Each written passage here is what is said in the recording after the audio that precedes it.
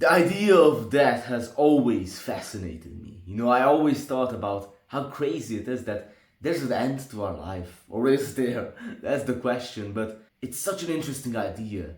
What would it be like to go to sleep and never wake up again? Such an interesting idea. And you see, when we think about our non-existence, the very fact that we're alive, it seems odd. You see, we talk a lot about death, what will happen after death, but often we don't realize just how crazy it is that we were born in the first place and that we are alive. Such an interesting thing. But now let's really get into this question. What would it be like to go to sleep and never wake up again? Well, some people have the idea that it would be like going into the dark forever and ever, or being buried alive, or being in empty space, being blind, deaf and dumb, but somehow still conscious. But I don't think that it would be like that, because you see, we only know darkness by contrast with light. You can't have one without the other. And when you're sleeping, which is one of the closest that we get to nothingness, you're not aware of darkness. It's just nothing. So when you think about it, going to sleep and going into the unconscious forever and ever would really be like if you had never existed at all. And not only you, but also everything else. A state where you had never been. And there would be no problems, no emotions, no feelings, no other people.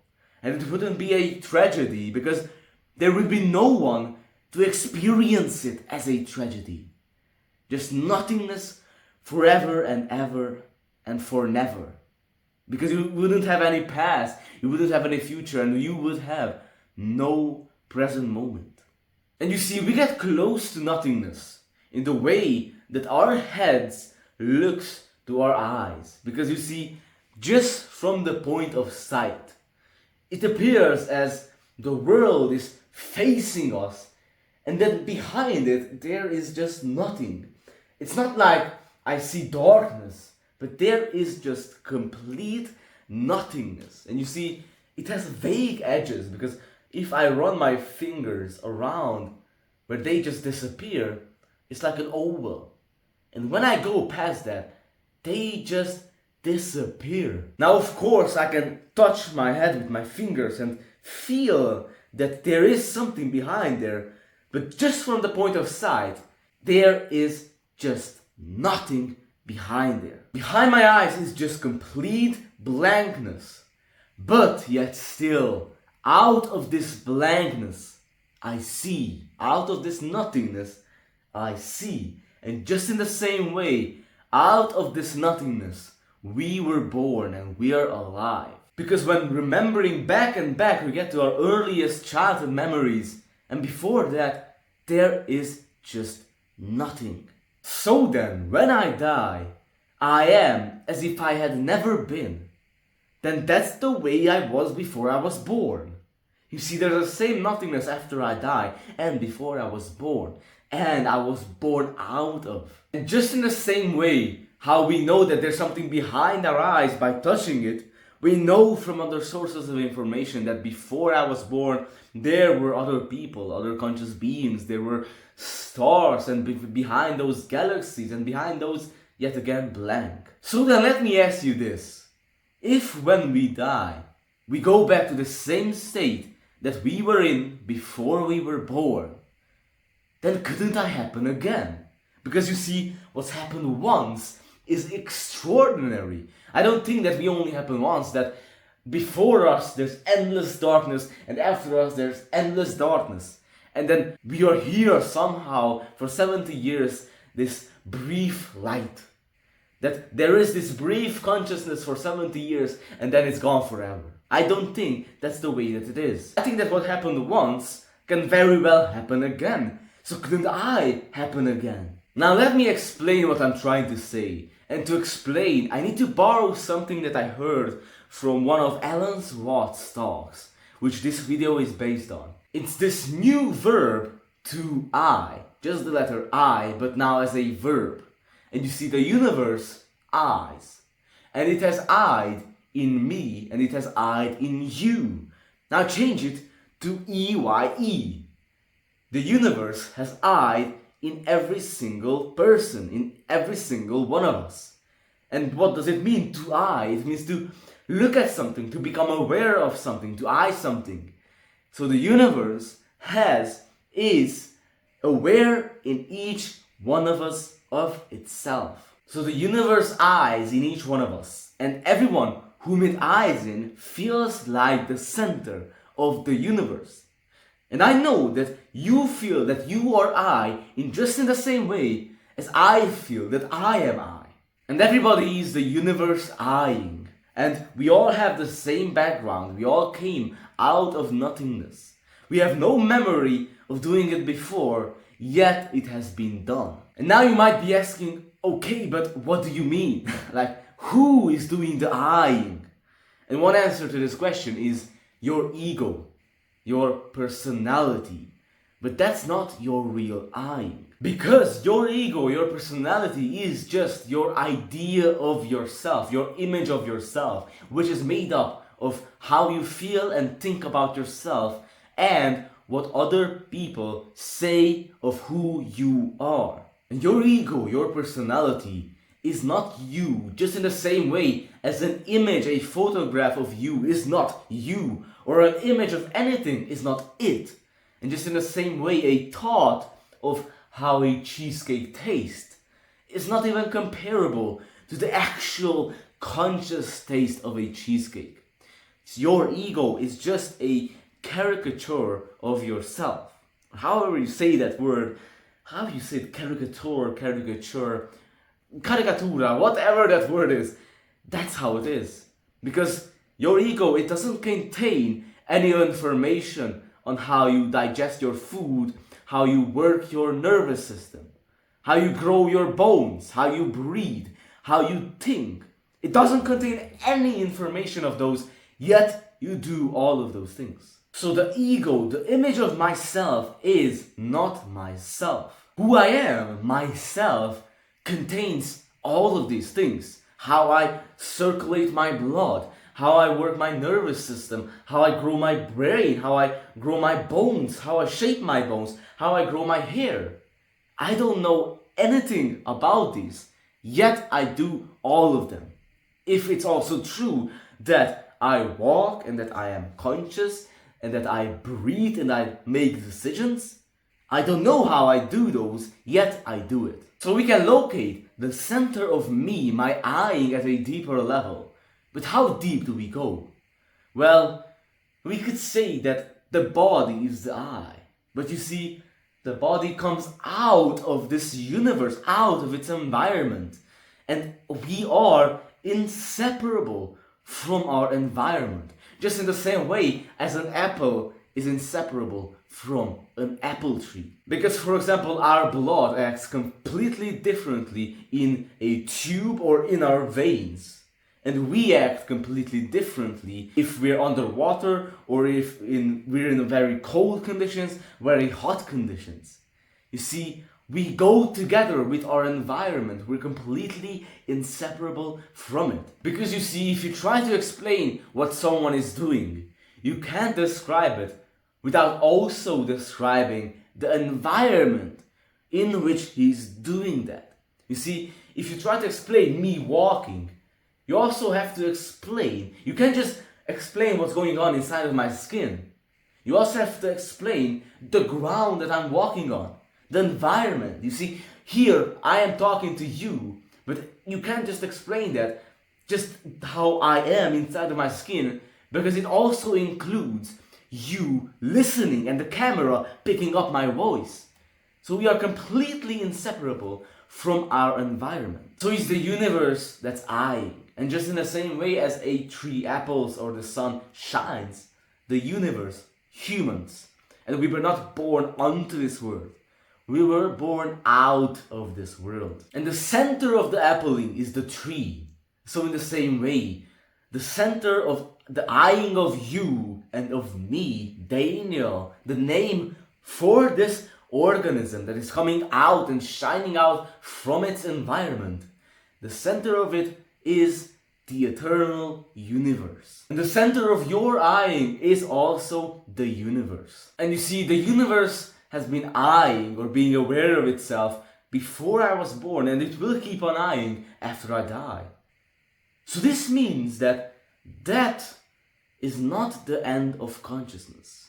You see, when our bodies die and we forget all of our memories of who we were, then it will just start again. Awareness continues, but not in the same way though, but of a baby being born, just in the same way as you were born. And there will be many babies born after we die, baby humans, baby frogs, baby flies, baby rabbits, baby bacteria. All sorts of conscious beings will be born after we die. The universe keeps on eyeing, keeps on being aware of itself. And now you might be saying, okay, but that wouldn't be me. Because if it were me, then I would need to remember who I was before. Well, just think about this a little bit. Now, you don't remember who you were before. Yet you're very content with being the me that you are right now. Basically, you don't remember who you were before, but you're certain that you are me in this human body, that you are me right now. And also, as we said before, every single conscious being that is eyeing, that is the universe aware of itself, it feels like it's the center of the universe. Just as you look around, you feel like you're the center. And also, every eyeing can only be done in singular. You can only be aware and conscious as one thing, as one creature. You can do it all at the same time. Now I want to quote to you something that I heard from one of Alan Watts' videos, which completely blew my mind, and it's related to this idea that we were talking about. He said, look at these two statements. Or, now you can't really look at it, but hear these two statements. After I die, I shall be reborn again as a baby, but I shall forget my former life. And the second statement, after I die, a baby will be born. And now he said that these two statements are saying the same thing. Now, of course, we know that the second statement is true. Countless babies will be born after I die. Countless conscious beings will be born.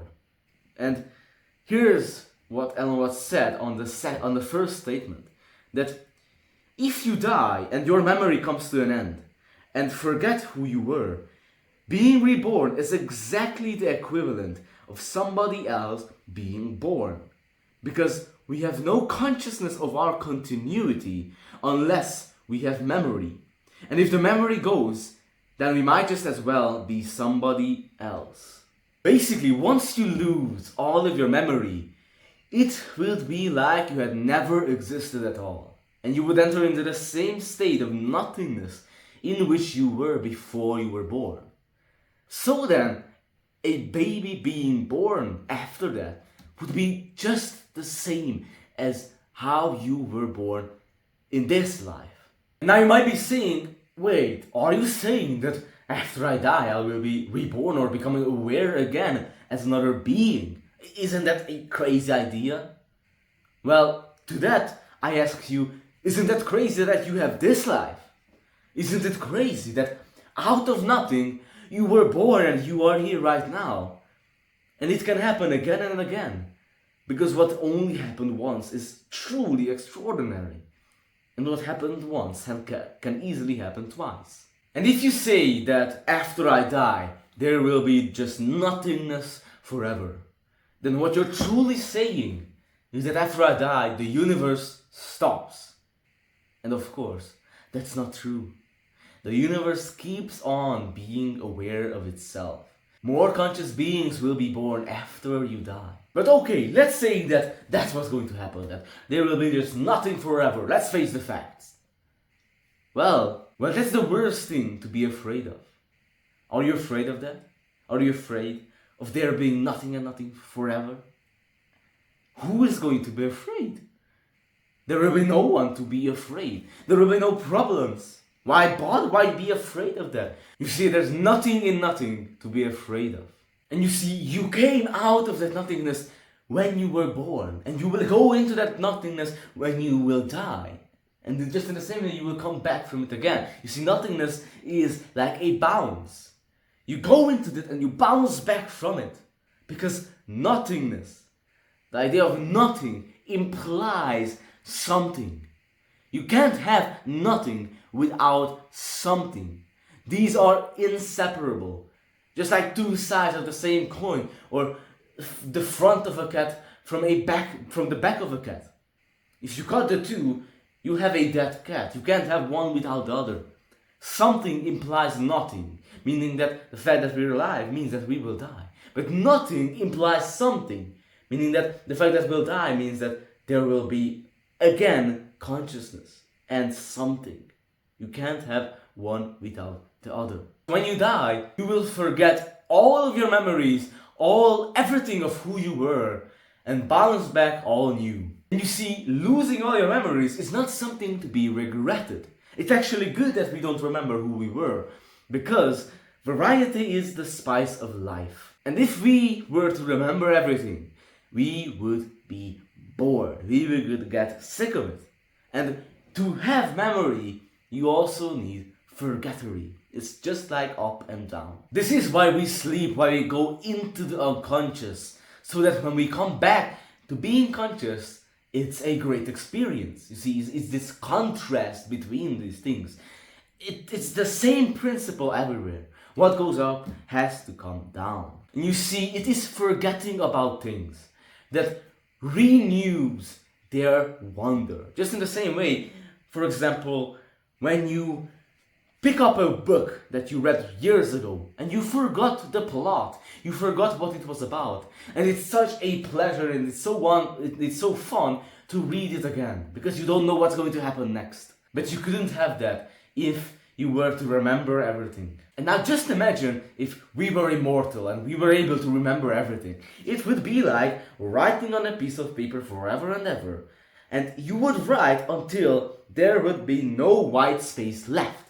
And there would come a point where you would just want to forget everything that was before, so that we can experience life through the eyes of a baby again, which you can't do if you remember everything. So what that does, it makes sure that we're never bored. Because do you remember opening your child as a baby? What a beauty the world was. Everything was alive, everything was new, it was exciting. And you see, memory is a form of control. You see, I got you in mind, I got it in mind. It's a form of control. But having everything under control is a false ambition that we have.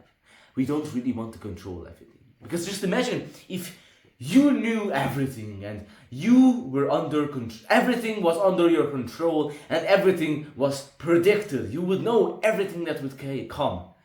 After a while, you would start getting bored of it. You would want something new, something exciting. For example, just in the same way, when people are playing cards, you already know who's going to win. You shuffle the deck and play another game. Or just in the same way, when you see these chess players, these grandmasters, like once they already know that the game is finished and there's a checkmate in 5 moves, they don't even play that. They just shake hands and end the game, because there's no fun in it. There's no excitement in it. So really what we want is a surprise. What we truly want is something to happen that we don't know what it is going to be. And Elon Musk said this very funny thing in his video, that if we were to control everything and know everything, it would be like making love to a plastic woman. Like there would be no surprise in it. There will be no like sudden answer, sudden surprise. So that's also what death does for us. It cleans the slate. And so then the universe is a system that keeps on forgetting itself and surprising itself as something new, and it keeps on with constant change and variety, not only in time but also in space, because it is looking at itself through all the different organisms, from the perspective of humans, from birds, from flies, from bacteria. It also has variety in space. So that is really a release from monotony, so that we're never bored. So then, death is certain for everyone. It's just as certain if you were to die 1 minute from now. So I would like to leave you with some of Alan Watts' ideas about that, which I saw in his videos. He said that regard yourself as dead already, so you have nothing to lose. And he mentioned this proverb that says, "He who sleeps on the floor will not fall out of bed." If you regard yourself as dead already, then you have nothing to lose. And he said that the more you know you're nothing, the more you'll amount to something.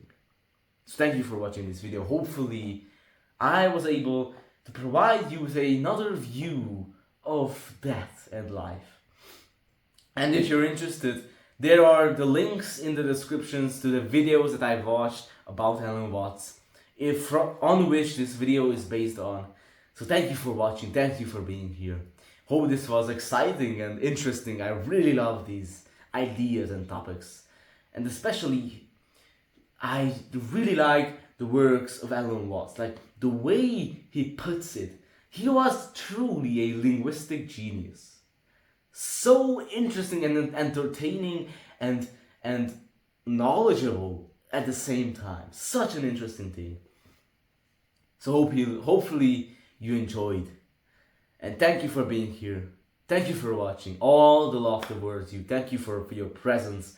Have a great day and goodbye.